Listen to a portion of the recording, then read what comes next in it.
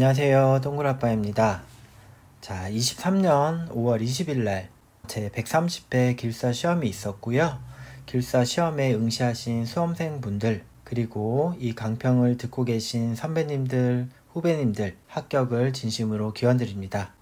그러면 지금부터 제 130회 토질 및 기초길사 1교시 용어에 대해서 강평을 시작할 텐데요. 시작 전에 잠깐 안내 말씀 드리겠습니다. 우선 동굴아빠가 하는 강평 내용은 첫째, 정답이 아닐 수 있습니다. 그리고 두 번째, 출제자의 의도와 맞지 않을 수도 있고, 추가적으로 채점자의 성향과 맞지 않을 수 있습니다. 자, 첫 번째 정답이 아닐 수 있고, 두 번째 출제자의 의도와 그리고 채점자의 성향과 맞지 않을 수도 있다는 점 말씀드립니다. 그리고 추가적으로 현재 진행하는 강평 내용하고 판매되는 답안의 내용은 일치하지 않을 수 있으니까 이 점 충분히 감안해 두시고 강평 들어주시면 되겠습니다. 자, 그럼 1번부터 천천히 진행하도록 하겠습니다.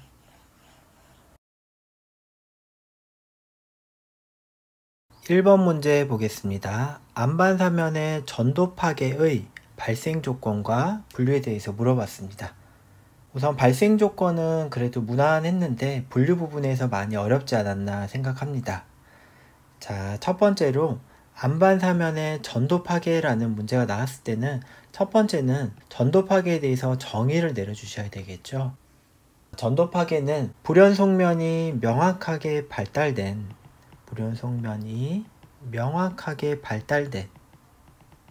안반 또는 주상 안반이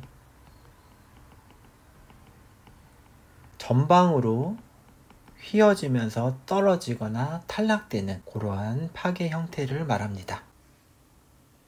이어서 두 번째, 전도 파괴의 발생 조건이 되겠습니다. 발생 조건은 위에 나와 있는 부분은 서브노트에 이제 정의된 수험서 내용을 기준으로 가져왔고요. 이 아랫부분은 이인모 교수님 교재 안반역학에서 가져왔는데 우선 윗부분 학습했던 내용 먼저 보도록 하겠습니다. 첫 번째, 절치면 또는 사면과 불연속면의 주향차가 30도 이내인 경우 이렇게 되어 있습니다. 아래 그림에서 보시면은 절치면이 이렇게 되어 있고 그리고 불연속면이 이렇게 생겨나 있습니다. 주향은 하늘에서 내려다 봤을 때 진북 방향으로 이렇게 기울어진 각도가 주향이니까 주향차가 30도 이내라는 것은 사면의 형상과 그리고 불연속면의 형상이 서로 거의 평행한 조건이다. 이렇게 봐주시면 되겠습니다. 그래서 주향은 하늘에서 봤을 때 사면에 생겨먹은 모양하고 불연속면의 모양이 30도 이내니까 유사한 방향이더라. 이렇게 이해해 주시면 됩니다. 두 번째, 절치면과 불연속면의 경사 방향이 반대인 경우 되어 있습니다. 아래 그림 계속 보겠습니다. 절치면, 지금 이렇게 그려놓은 절치면을 수평면에 투영했을 때 이게 경사 방향이 되겠고요. 그리고 절치면을 이렇게 수평면에 투영했을 때 이게 불연속면의 경사 방향이 되겠습니다. 자, 이 방향이 서로 반대란 얘기죠. 그래서 서브노트와 수험서에 간략하게 나와 있는 내용은 이런 이제 구술상의 내용인데 이거를 펴서 보면은 이런 내용이구나 정도 이해해 주시면 되겠습니다. 전도 파괴의 발생 조건을 판단하는 방법은 지금 말씀드린 기하학 조건으로 판단하는 방법이 있고 그리고 우측 그림처럼 평사투영법을 활용한 방법이 있습니다. 평사투영법의 경우는 이렇게 사면의 대원 방향, 토플링 존에 이렇게 극점이 위치한 경우 발생 조건이다 라고 같이 기술해 주시면 되겠습니다. 캡처한 내용을 잠깐 보면은 사면에 경사각을 푸사이라고 뒀고요. 불연속면의 각도와 수평면 사이를 베타라고 뒀습니다. 그리고 불연속면에서 수직으로 이은 요면하고 경사면 각도를 알파라고 뒀을 때 아래와 같은 기하학 조건이 주어지는데, 기하학적 조건에 의해서 푸사이각 마이너스 내부 마찰각 파이가 50도 마이너스 베타각보다 큰 경우 전도 파괴의 가능성이 있다. 이렇게 봐주시면 되겠습니다. 제가 지금 설명드린 이 부분까지만 이렇게 메모하셔서 같이 학습하셔도 좋겠습니다. 이어서는 어려웠던 부분 3번 전도 파괴의 분류입니다. 자, 이 부분은 명인학원 교재에서 제가 캡처해서 가져온 부분이고요. 보시면 전도 파괴의 형태, 1차적 형태하고 우측에 보시면 2차적 토플링의 형태 이렇게 나와 있습니다. 내용만 보도록 하겠습니다. 첫 번째, 굴곡성 전도 파괴. 우리가 흔히 아는 전도 파괴 형태고요. 그리고 B는 블록 전도 파괴. 이렇게 큰 블록으로 이렇게 넘어가는 형상이 되겠고, 세 번째는 복합 전도 파괴입니다. 자, 우측에 2차적 토플링 형태를 보시면 첫 번째, 활동 선단의 토플링. 자, 이 부분이죠. 그리고 두 번째, 활동 기반의 토플링. 자, 요 면이 되겠습니다. 그리고 세 번째, 활동 정부의 토플링은 활동면 저부를 말하는 거고요. 이렇게 자빠지는 걸 말합니다. 그리고 마지막 네 번째, 기반 파괴에 의한 토플링. 기반 지반이 파괴됨으로 이렇게 넘어가는 형상을 말합니다. 자, 1번부터 조금 어려워서 난해했을 텐데요. 1번 문제는 이렇게 정리하겠습니다. 2번 문제 보겠습니다. BIM, 빌딩 인포메이션 모델링, 기반의 집안 설계 활용 나왔습니다. 조금 생소하지만 그래도 평소에 어느 정도 감은 잡고 있었던 그런 문제가 되겠습니다. 자, 우측의 자료는 쌍용에서 발간하는 기술지를 일부 캡처한 내용이고, 이 부분을 기준으로 말씀드리겠습니다. BIM에 관한 문제 나왔을 때는 우선 첫 번째, BIM에 정의가 들어가야 되겠죠. BIM은 3차원 형상을 기반으로 해서 시설물의 전 생애 주기, 즉 LCC와 관련된 정보 집합체를 구축하는 프로세스라고 할 수 있다. 자, 이렇게 되어 있고요. 그리고 이어서는 이러한 정보 집합체는, 자, 여기서부터는 두 번째, BIM의 활용 목적이 나옵니다. 3차원 형상을 기반으로 하는 정보의 시각화는 물론이고, 사업의 물량 및 공사비의 산정, 건설 공법의 결정, 그리고 공정 간의 간섭 검토, 설계 및 준공도서의 작성, 2차원 도면에 익숙하지 않은 민원인 또는 관리자와의 의사소통에 이르기까지 활용이 되는 그런 목적을 가지고 있다라고 봐주시면 되겠고, 그리고 마지막 결론 부분은 3번 집안 설계의 활용에 대해서 이렇게 써주셔야 되겠는데, 아래 내용을 짧게만 같이 보겠습니다. 토목공사의 종류별 BIM의 활용 효과에서 토목공사의 종류와 BIM에 어떻게 적용되는지, 그리고 효과가 어떻게 되는지까지 자세하게 나와 있습니다. 구조물 교량, 그리고 도로와 철도와 같은 선형 구조물, 그 다음에 지하철 터널, 수자원, 항만, 단지 등이 있겠고, 구조물 부분, 교량 부분을 잠깐 보시면은, 교량에서는 교량 구조물과 지형 지물의 간섭 및 시공성을 검토할 수 있고, 장비 운영 계획 검토, 주요 가시설 계획 검토, 거푸집 및 철근 조립을 검토할 수 있고, 이러한 부분을 BIM을 적용함으로써 마크업의 비용을 절감할 수 있고, 철근 최적화, 그리고 나중에 유지관리 부분까지도 이렇게 활용할 수 있겠다. 이런 내용으로 봐주시면 되겠습니다. 추가적으로 토목공사 부분이 아니고 우리는 집안조사 부분하고 집안조사를 기본으로 한 설계도면의 베이스 지형도의 3차원화를 통해서 이제 설계를 하고 그런 부분들까지 같이 나오면 좋겠습니다. 2번은 생소했지만 그래도 쓰기는 크게 어렵지는 않았던 문제니까 이렇게 한번 정리해 보시면 되겠습니다. 3번 보도록 하겠습니다. 집안 앵커의 정착 방식, 사용 기간, 기능에 따른 구분. 자, 3가지나 물어보셨네요. 다음과 같은 문제가 나왔을 때 첫 번째, 집안 앵커의 정의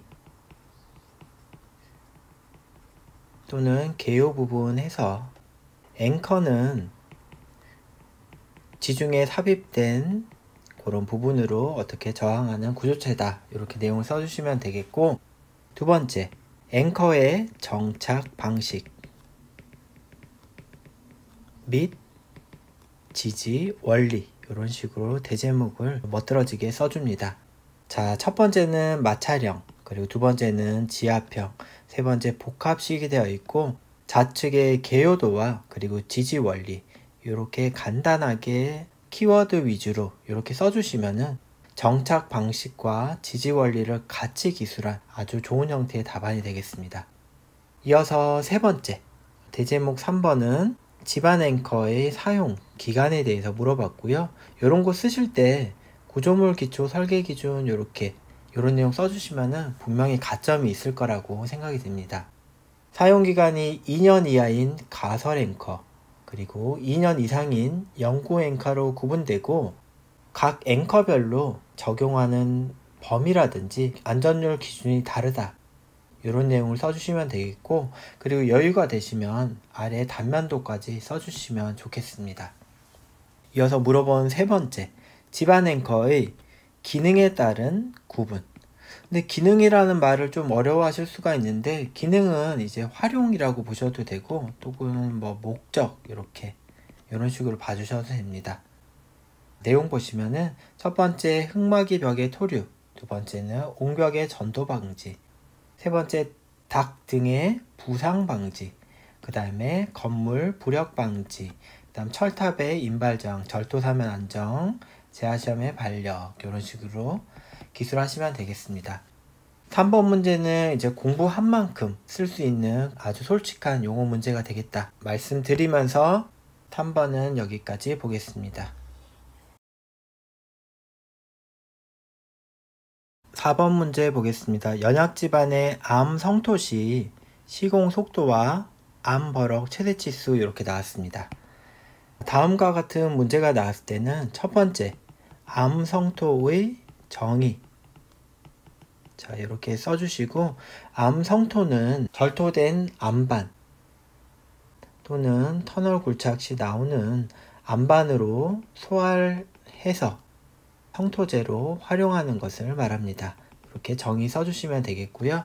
이어서 두 번째는 물어본 최대치수 먼저 보도록 하겠습니다. 암 성토 시 암 성토의 최대치수 및 재료 조건 해서 공부했던 자료를 그대로 활용하시면 되겠습니다.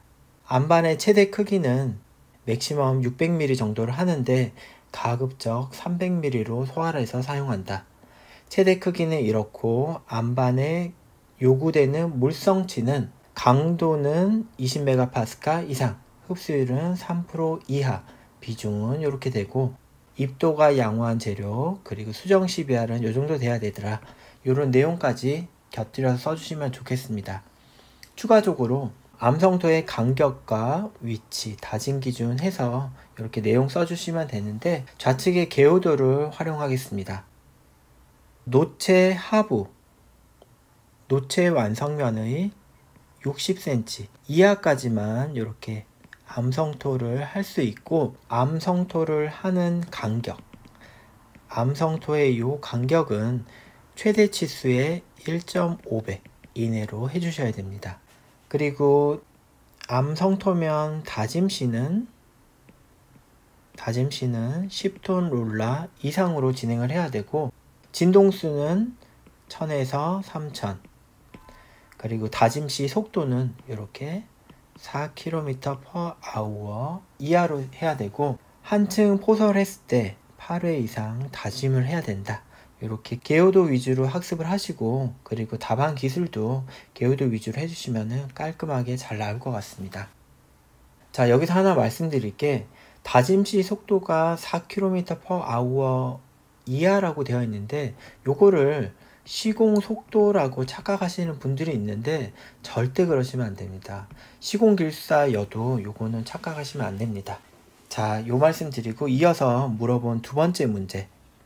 암 성토시 시공 속도 말씀드리겠습니다. 시공 속도는 전제 조건으로 연약 집안이라는 조건이 나왔기 때문에 연약 집안에 암 성토를 했을 때 발생하는 문제점이 예측이 되는데, 이 문제점이 발생하지 않도록 시공 속도를 조절해야 된다. 이런 식의 답안 방향이 저는 정답이라고 생각을 합니다. 그럼 내용을 보시면은 다음과 같습니다. 첫 번째, 기초 집안의 전단 파괴에 따른 제체 안정 문제가 생기지 않도록 시공 속도를 관리한다. 두 번째, 과대한 치마에 따른 제체 변형, 구조물 접속부의 부동 치마, 장기간의 잔류 치마가 발생되지 않도록 시공 속도를 관리한다. 세 번째, 흙쌓기 및 편제 하중에 의한 주변 집안 및 확폭 흙쌓기 구간, 구조물 등의 측방 변형이 발생되지 않도록 속도를 조절한다. 네 번째, 집안의 불균질 및 이방성에 따른 설계의 불확실 문제가 생기지 않도록 시공 속도를 조절한다. 이런 식으로 답안을 기술해 주셔야 되겠습니다. 4번 문제 여기까지 보겠습니다. 5번 문제 보겠습니다. 사면 안전율을 증가시키는 공법 되어 있습니다. 아주 일반적인 문제가 나왔고요. 우측에 보시면 서브노트의 내용을 그대로 가져왔습니다.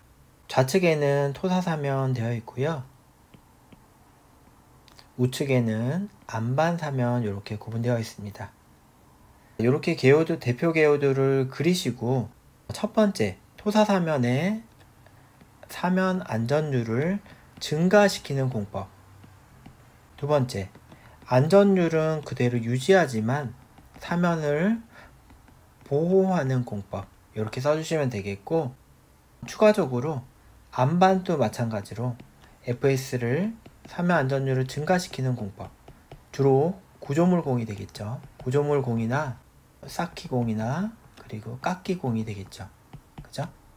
그리고 두 번째는 FS를 유지하지만 사면을 보호하는 공법 위주로 이렇게 써주시면 되겠고요. 혹시라도 나는 조금 더 욕심내 쓰겠다 싶으신 분은 사면의 안전율을 저하시키는 요인까지 이렇게 같이 써주셔도 되겠다는 말씀 드리고요. 5번 문제는 여기까지 간략히 보도록 하겠습니다. 6번 보겠습니다. 암 파열, 락 버스팅 이라는 문제가 나왔습니다. 다음과 같은 문제가 나왔을 때는 우선 첫 번째, 암 파열의 정의 또는 개요를 써주시면 되는데, 암 파열은 안반이 과지압으로 인해, 자, 과지압으로 쓰겠습니다. 과지압으로 인해서 돌출적으로 또는 돌발적으로 떨어져 나가는 현상을 말합니다. 자, 암파열에서 보면은 과지압이라는 이런 말이 키워드가 될 텐데, 이 부분과 관련해서 답안 내용을 기술해 주시면 되겠습니다. 우선 가운데 그림 보시면은, 자, 두 번째, 암파열의 손상 메커니즘 해서 내용이 나와 있고요. 자, 개요도와 같이 내용을 써주시면 되겠고요. 잠깐 살펴보면은 좌측은 이제 손상 유형입니다. 첫 번째는 지진으로부터 유발된 탈락, 안반의 탈락이 되겠고요. 가운데 그림은 락 플렉처 위드 딜레이션 했으니까 팽창으로 유발된 팽창성 안반으로 인한 안반의 탈락, 그런 부분이 되겠고, 세 번째 그림 보시면은 블락 이젝션 해서 얘도 블록 형태에 의한 탈락이다, 이렇게 봐주시면 되겠습니다. 우측 그림은 이제 손상의 규모를 말합니다. 이제 마이너 부분 0.25mm, 0.25m부터 작은 경우 0.75부터 작은 경우는 모더레이트고 서버럴은 1.5 이하인 경우 이렇게 내용 구분해 주시면 되겠습니다. 이어서 세 번째는 암파이어를 포함한 과지압 집안에서의 파괴 유형으로 해서 물어본 락 버스팅, 그리고 스폴링과 그리고 스키징에 대해서 이렇게 발생 원인과 안반 상태 그리고 대책에 대해서 이렇게 써주시면은 거의 완벽한 답안 형태가 되겠습니다. 요 아래에 요 과제한 문제와 대책 요 부분은 위의 표와 유사하니까 같이 참고해서 봐주시면 되겠습니다. 6번 문제 여기까지 보겠습니다.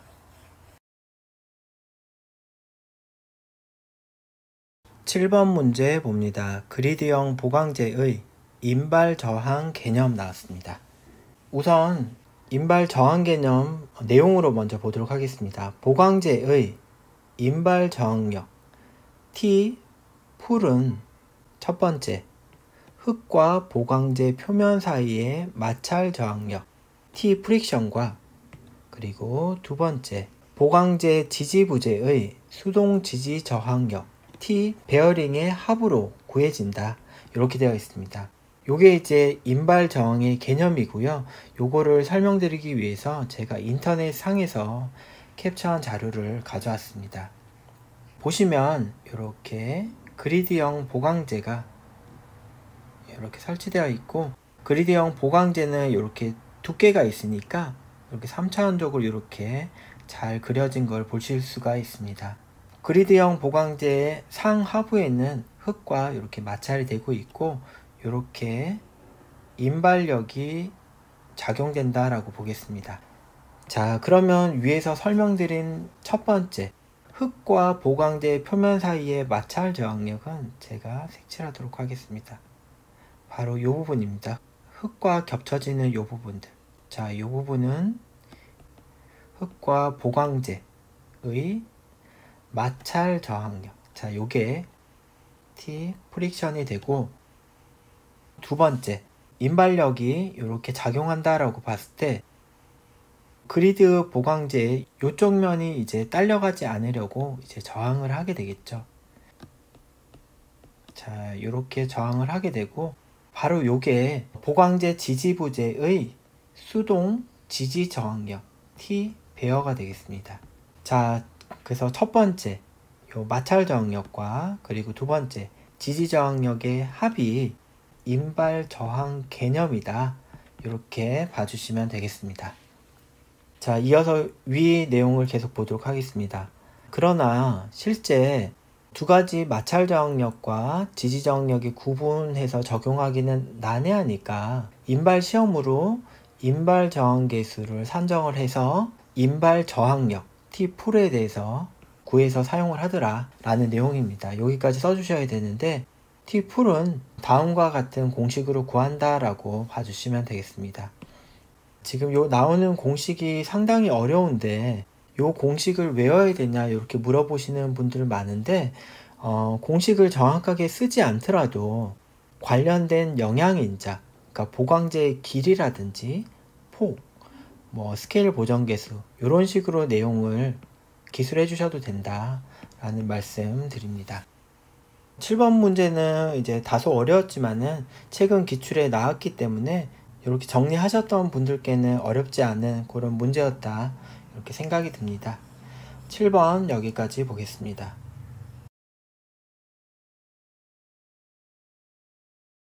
8번 문제 보겠습니다. 일반 3축 압축 시험과 입방체형 3축 압축 시험 나왔습니다.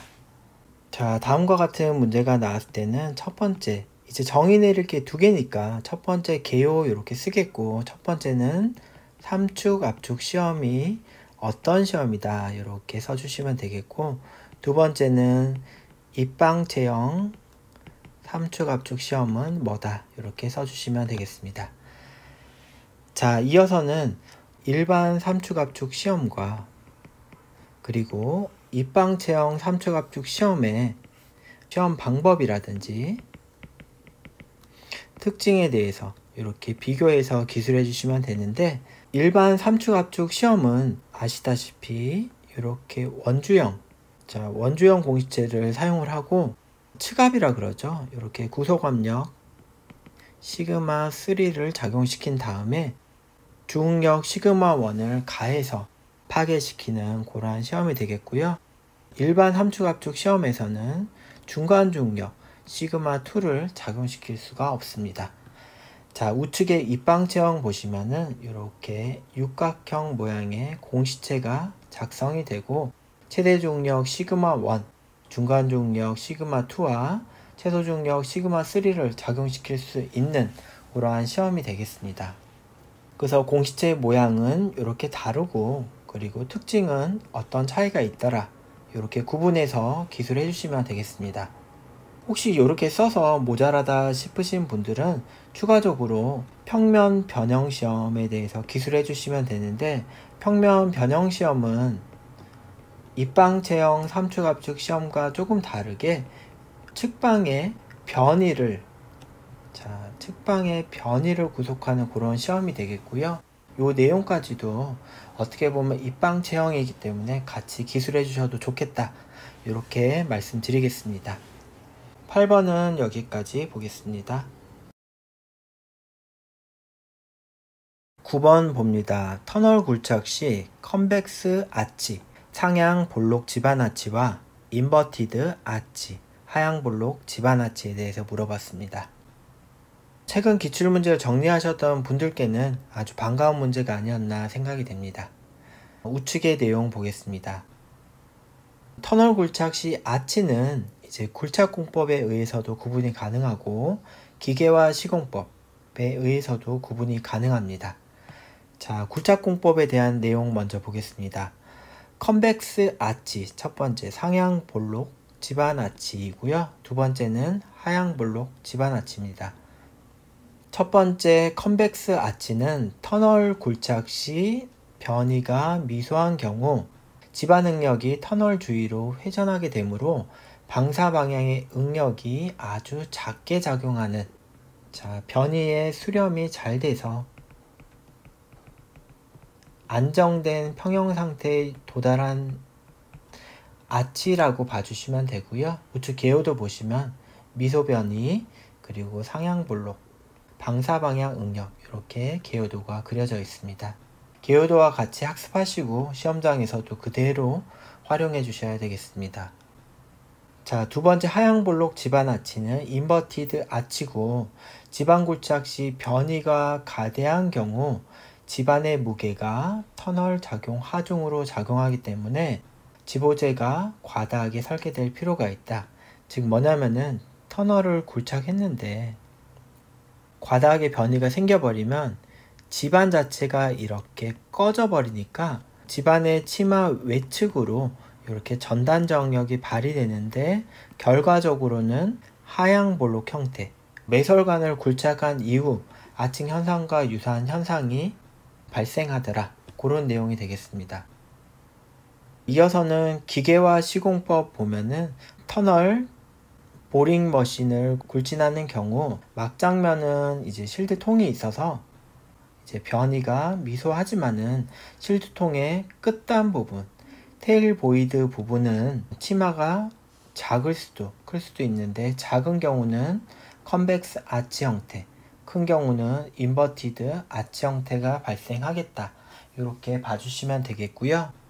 추가적으로 이 내용은 지금 터널 굴착에 따른 아칭에 관한 내용입니다. 그래서 혹시나 쓸 내용이 없다 그러면은 아칭과 관련된 내용을 추가해 주시면 되겠습니다. 9번 문제 여기까지 보겠습니다.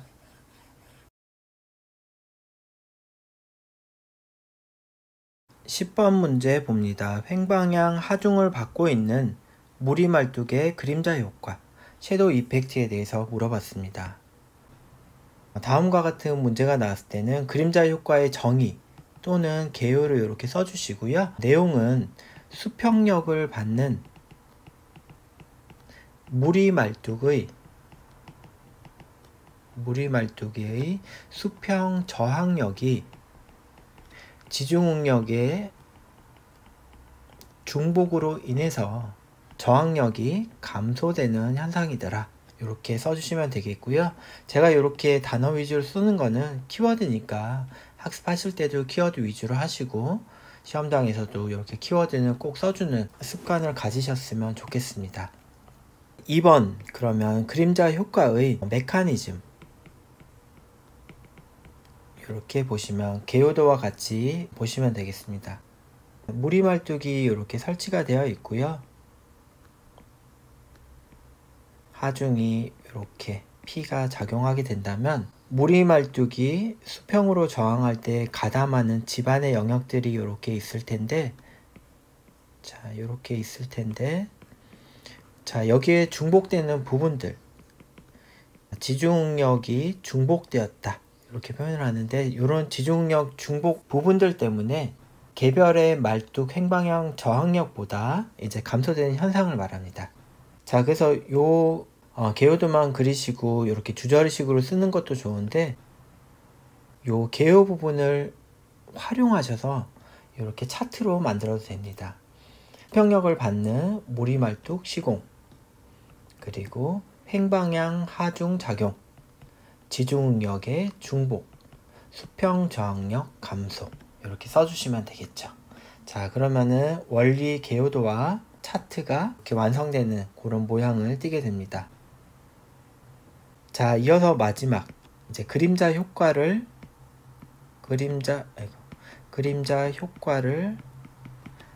고려한 설계, 시공시 유의사항 해서 설계사항 써주시고 시공사항 이렇게 학습하셨던 내용만큼 이렇게 써주시면 되겠습니다. 요 캡처했던 자료는 요거는 나중에 활용하시면 좋을 것 같아서 가져왔는데, 내용 같이 보겠습니다. 세로축은 소일 레지스턴스 해서 집안의 저항력이 되겠고요. 가로축은 레터럴 디플렉션 해서 수평 변이량이 되겠습니다. 자, 제가 영어 발음이 좋지 않다는 얘기를 많이 듣는데요. 감안해서 들어주시면 되겠습니다. 우선 단일 말뚝인 경우는 변이가 이렇게 증가함에 따라 이렇게 집안 저항력이 이렇게 꾸준히 올라가서 높은 값을 유지하는데, 무리말뚝의 경우는 크게 증가하지 않고 이렇게 감소되더라, 값이. 그 집안 저항력 값은 PS는 PM에다가 개별 말뚝의 저항력 이렇게 곱한 값이더라, 이렇게 정리하시면 되겠습니다. 10번 문제 여기까지 보겠습니다.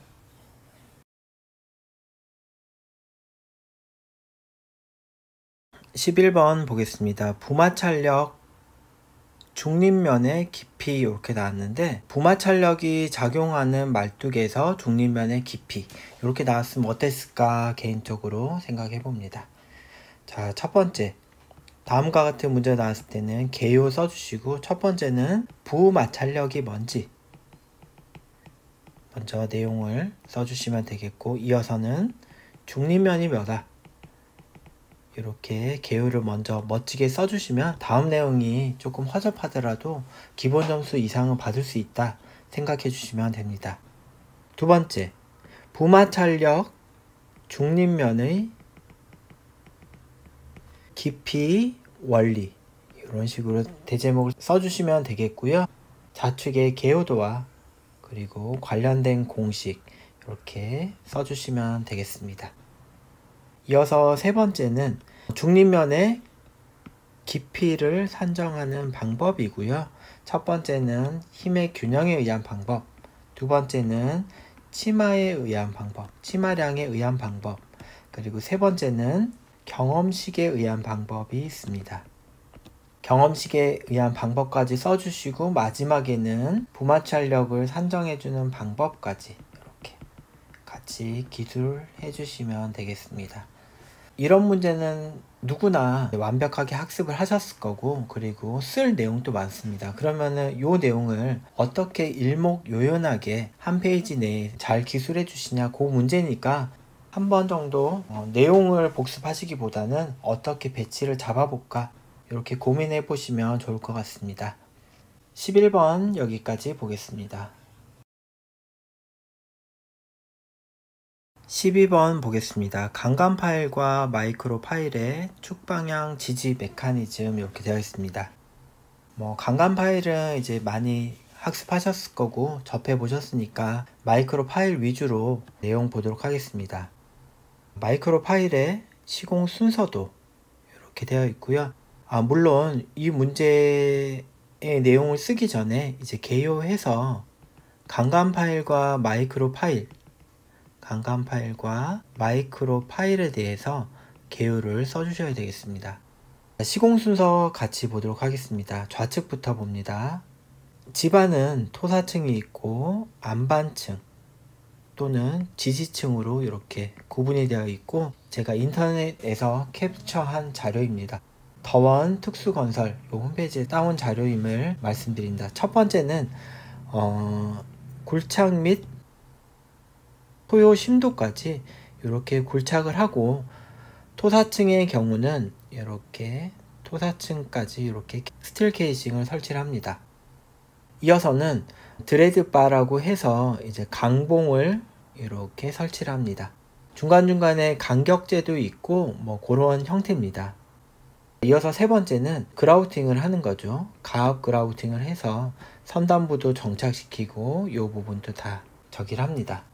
이어서는 네 번째 마이크로 두부 정리 이렇게 되어 있는데, 드레드바 요 상부에 이렇게 강판 형식의 요거를 접합을 시킵니다. 왜냐하면은 나중에 요게 뽑히지 않게 하기 위해서 그런 역할을 하니까 내용 참고하시면 되겠습니다. 이어서 다섯 번째는 기초 콘크리트를 이렇게 타설하시면 되겠습니다. 자, 물어본 내용에 대해서 설명을 드리겠습니다.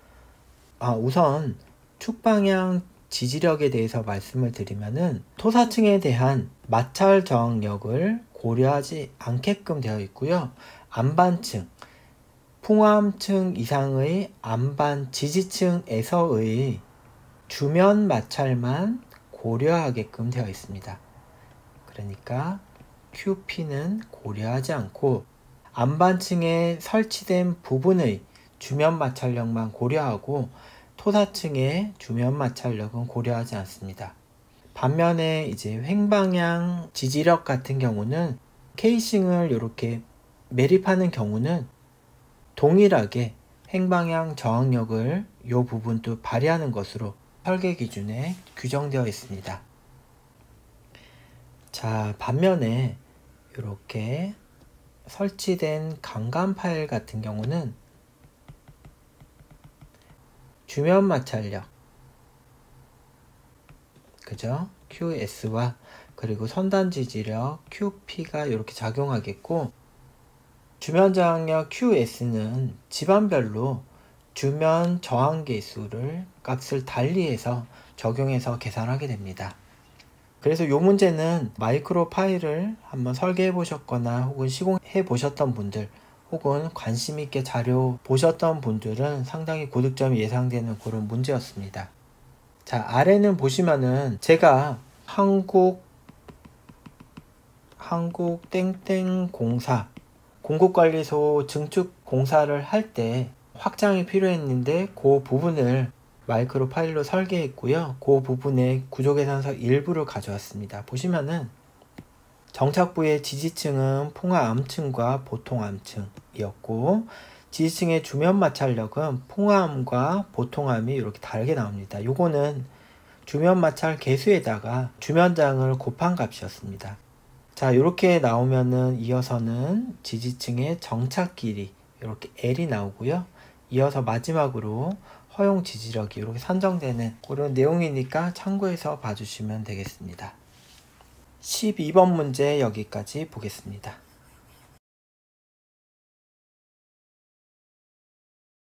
마지막 13번 문제 보겠습니다. 세미실드 공법과 쉴드 TBM 공법에 대해서 나왔습니다. 자, 이 내용은 수험서에 아주 많은 내용이 나와 있으니까 그 내용은 제외하고 공법의 원리 혹은 이제 가장 주안을 둬서 구분해야 될 점에 대해서만 제가 설명을 드리고 넘어가는 식으로 하겠습니다. 첫 번째로 추진력을 얻는 방식입니다. 세미실드의 경우는 작업 후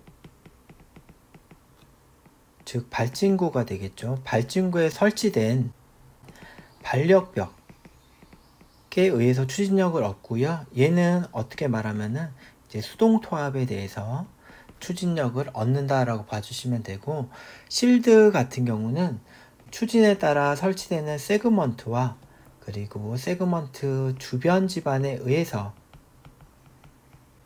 추력을 얻는다 라고 봐주시면 됩니다. 그리고 라이닝에 대해서 구분해 보도록 하겠습니다. 세미실드는 추진관 자체가 라이닝이 되니까 라이닝의 위치는 추진을 하면 할수록 라이닝의 위치가 변화합니다. 실드 같은 경우는 이렇게 추진에 따라서 세그먼트를 설치하고 그리고 추진하면서 새로 설치하고 이런 식이니까 얘는 세그먼트 라이닝의 위치가 변화하지 않습니다. 그리고 추진 연장이 길어질수록 이렇게 비교해 보도록 하면은 세미실드 같은 경우는 위에 그림에서 이렇게 추진을 하면 할수록 추진관 주변의 마찰 저항이 계속 늘어나게 되는 거고, 추가적으로 막장압까지 이렇게 생겨나게 되겠죠. 그래서 추진구의 주변 지반 저항에다가 막장압까지 추가가 되니까 얘는 추진 연장이 길면 이게 시공이 불가능하거나 혹은 효율이 떨어진다, 이런 식으로 결론 낼 수 있겠고요. 실드 같은 경우는 추진 연장이 어떻든 요 막장압에 대해서만 대응을 하니까 얘는 연장이 길어도 적용이 가능하겠다, 이런 내용을 써주시면 되겠습니다. 나머지 내용들, 그러니까 세미실드와 실드의 개요 부분이라든지 특징, 이런 부분은 수험서나 아니면 설계 기준 시방서에 잘 나와 있으니까 그 부분하고 참고하셔서 말씀드린 내용으로 잘 써주시면 되겠습니다. 자, 이렇게 해서 130회 토질 및 기초기술사 1교시 용어에 대한 강평을 마쳤고요. 지금까지 보신 분들 구독과 좋아요를 눌러주시면 합격 기간이 절반으로 줄어들 수 있습니다. 아시겠죠? 자, 여기까지 보겠습니다. 감사합니다.